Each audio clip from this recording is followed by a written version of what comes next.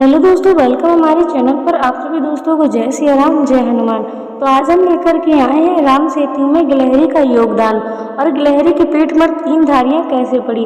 तो वीडियो को जरा भी स्किप मत कीजिएगा, पूरा देखिएगा। चलिए टाइम को वेस्ट न करते हुए वीडियो को स्टार्ट करते हैं। किंवदंती अनुसार पहली कथा ये है कि जब श्री राम अपनी पत्नी सीता व अनुज लक्ष्मण के साथ वनवास पर थे तो रास्ते चलते हर तरह के धरातल पर पैर पड़ते रहे। कहीं नर्म घास भी होती, कहीं कठोर धरती भी, कहीं कांटे भी। ऐसे ही चलते हुए श्री राम का पैर एक नन्ही गिलहरी पर पड़ा। उन्हें दुख हुआ और उन्होंने उस नन्ही गिलहरी को उठाकर प्यार किया और बोले, अरे मेरा पाँव तुझ पर पड़ा, तुझे कितना दर्द हुआ होगा ना।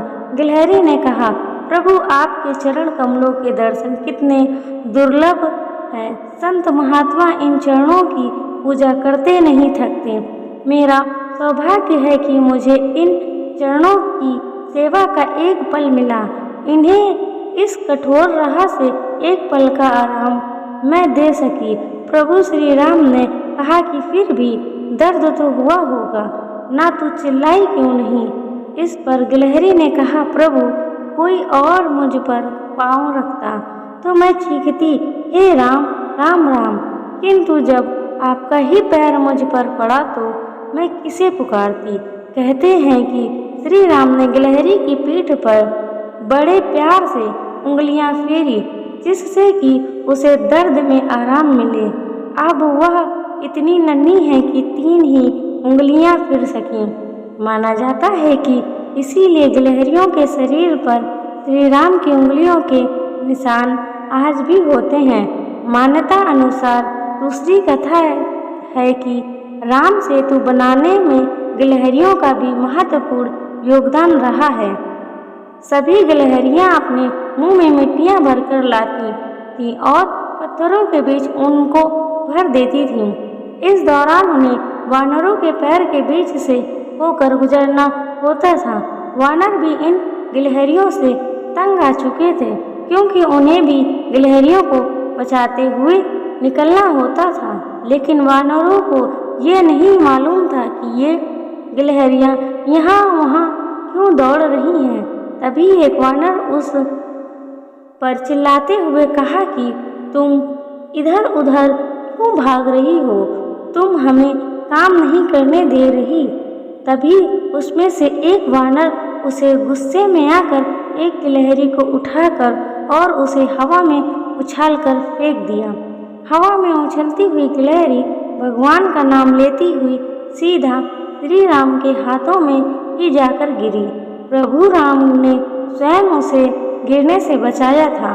वह जैसे ही उनके हाथों में जाकर गिरी और उनसे आंखें खोलकर देखा तो प्रभु श्री राम को देखते ही वह खुश हो गई। उसने श्री राम से कहा कि मेरा जीवन सफल हो गया जो मैं आपकी शरण में आई।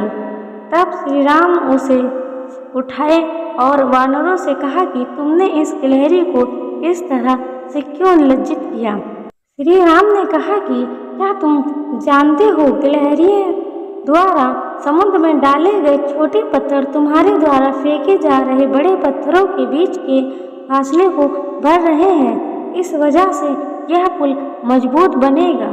यह सुन वानर सेना काफी शर्मिंदा हो गई। उन्होंने प्रभु श्री राम और गिलहरी से क्षमा मांगी। तब श्री राम हाथ में पकड़ी हुई गिलहरी को अपने पास लाए और उससे इस घटना के लिए क्षमा मांगी। उसके कार्य को सराहना देते हुए उन्होंने उसकी पीठ पर अपनी उंगलियों से स्पर्श किया।